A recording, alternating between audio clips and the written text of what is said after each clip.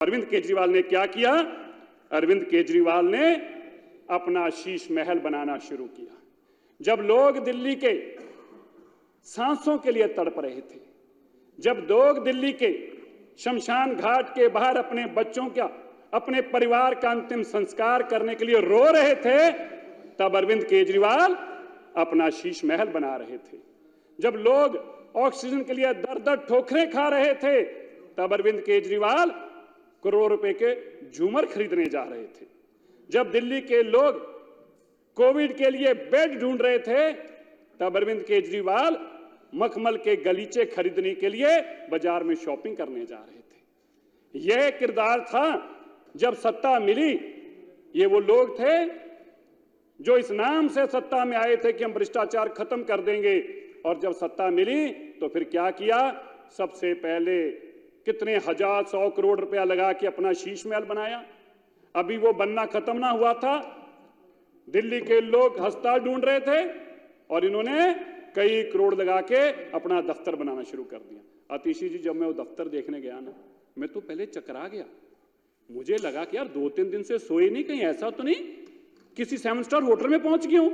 फिर मैंने जब वो गलियारा देखा, परवेश जी, मैं पढ़ता रहता हूं, मैंने एक इंग्लिश की किताब में पढ़ा था, द कॉरिडोर्स ऑफ पावर, सत्ता के गलियारे, जो साउथ ब्लॉक नॉर्थ ब्लॉक में गोरों ने जब बनाए थे सीएम महोदया, वो सत्ता के गलियारे इसलिए कहा जाते थे क्योंकि बहुत ऊंचे ऊंचे थे। तो मैंने देखा कि अरविंद केजरीवाल जी के वही शौक थे। उन्होंने कहा मुझे सत्ता का गलियारा बनाना है। कैसा गलियारा होना चाहिए? जिसमें जब इंसान चले तो इतना ऊंचा गलियारा देख के अपने आप को छोटा महसूस करे। तो क्या किया? 20-20 फुट ऊंचे लेंटर डालकर वो सत्ता के गलियारे बनाए गए। जब हम दफ्तर में घुसकर देखा तो मैंने उसके बाद गूगल किया। मैं आपको सच बता रहा हूं, मैंने गूगल करके देखना चाहा कि सदाम हुसैन, मैंने पढ़ा, गूगल किया कि लग्जीरियस सबके ऑफिस अब तक के किसके थे, तो सबसे पहली फोटो आई सदाम हुसैन के दफ्तर की। मैंने देखा यार मिलता जुलता फर्नीचर है, उसी तरह बड़े बड़े कलीन हैं, उसी तरह बड़े बड़े सोफे हैं, उसी तरह बड़े बड़े घर हैं। अरे आप इतना लग्जरियस की आपको आदत थी। हम सबके लिए दुख की बात है कि जब लोग सांसों के लिए रो रहे थे तब शीश महल बन रहा था।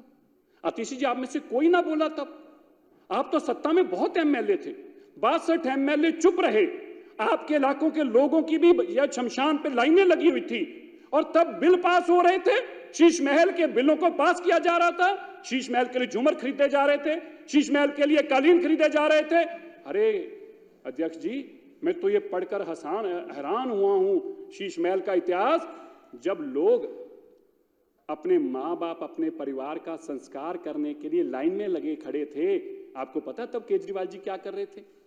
80-60 लाख रुपए की जकूजी लगा के गर्म पानी की, उसमें काला चश्मा लगा के ताकि ये गिन वो देख ना पाए, उसके अंदर अरमान फरमा रहे थे। ये काम करने के लिए लोगों ने आपको सत्ता में लेके आए थे। तो दुख इस बात का है जो केंद्र ने आपको पैसा दिया, आप तो नालायक थे ही, आप नालायक थे ही। मोदी जी को पता था, पर मोदी जी ने कहा दिल्ली के लोगों को बचाना मेरा फर्ज बनता है। जो तुम्हें वो बजट बेचा आतिशी जी, आपने वो आधा बजट भी नहीं लगाया। आपके पास इतना समय नहीं था कलीन और गलीचे खरीदने के अलावा, घर में झूमर लगाने के अलावा, विदेशों से सफेद पत्थर लाने के अलावा, बड़ी बड़ी इटालियन किचन लगाने के अलावा आपके पास इतना समय भी नहीं था।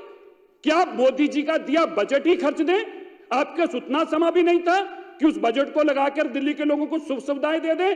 3000 से ज्यादा, अब सोचिए 3000, जब हम कहते हैं 3000 नर्सेस डॉक्टर, इसका मतलब क्या है? अगर अध्यक्ष जी एक डॉक्टर एक नर्स एक दिन में 10-12 लोगों का भी इलाज करे, वो तो सैकड़ों का करती है। तो आप सोचिए अगर वो 10-12 लोगों का भी इलाज करे तो 50-50 हजार लोगों का रोज का इलाज का नुकसान हो रहा है। किस लिए? क्योंकि केजरीवाल जी को अपना घर बनाने के अलावा फुर्सत ही नहीं है।